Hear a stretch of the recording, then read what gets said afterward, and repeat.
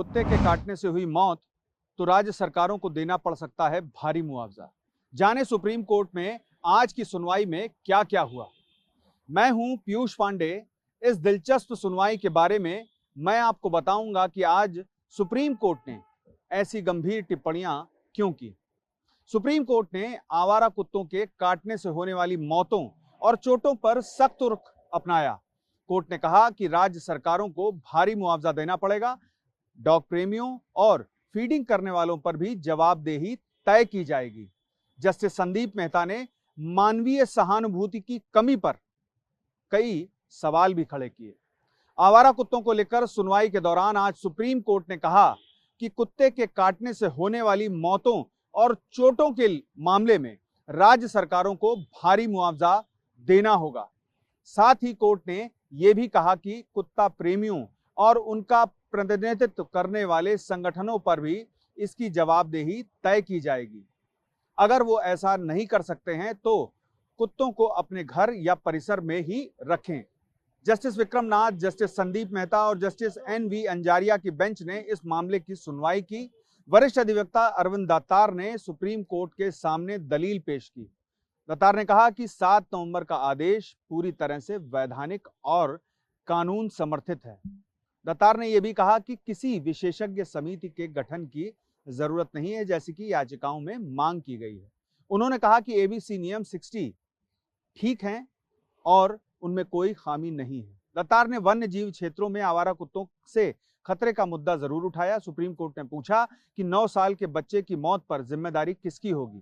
Supreme court ने पूछा, इन मौतों के लिए जिम्मेदार कौन। कोर्ट ने कहा कि डॉग बाइट से मौत और चोट के मामलों में राज्य सरकारों को भारी मुआवजा देना होगा। सुप्रीम कोर्ट ने डॉग बाइट की हर घटना पर जिम्मेदारी तय करने के संकेत दिए।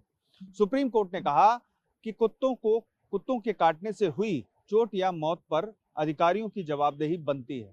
सुप्रीम कोर्ट ने डॉग फीडर्स की भूमिका पर भी सवाल उठाए।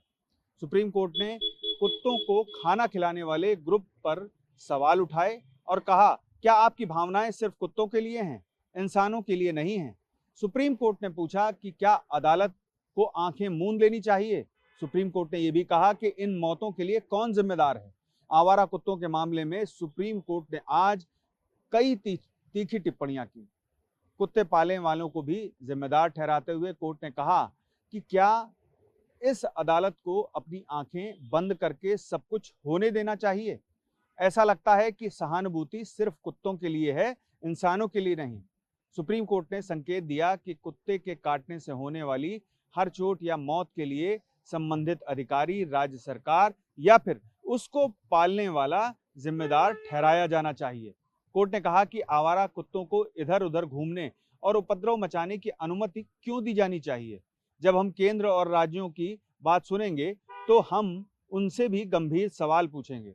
सुप्रीम कोर्ट ने कहा कि इस मामले में अब वो 20 जनवरी को आगे सुनवाई करेगा और आज तमाम टिप्पणियां करते हुए सुप्रीम कोर्ट ने स्पष्ट कर दिया कि इस मामले में वो जो भी आदेश जारी करेगा वो व्यापक होगा और सुप्रीम कोर्ट अब इस मामले पर 20 जनवरी को अगली सुनवाई करेगा, यानी कि सुनवाई लगातार होगी।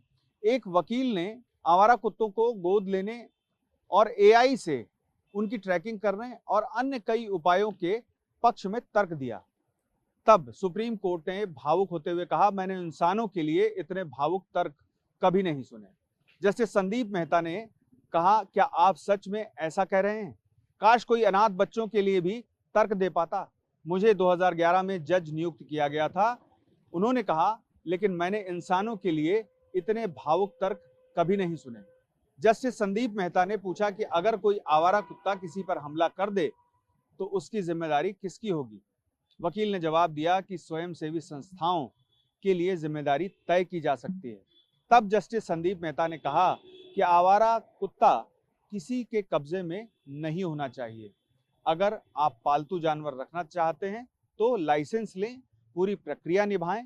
और अब इस मामले पर जब सुप्रीम कोर्ट आगे सुनवाई करेगा तो शेष जो राज्य सरकारें दलील पेश करने के लिए बची हैं उनसे भी सवाल जवाब करेगा और उम्मीद है कि सुप्रीम कोर्ट इस मामले में जब अपना फैसला सुरक्षित करके एक फैसला देगा, व्यापक फैसला देगा, तब लोगों को बड़ी राहत मिलेगी।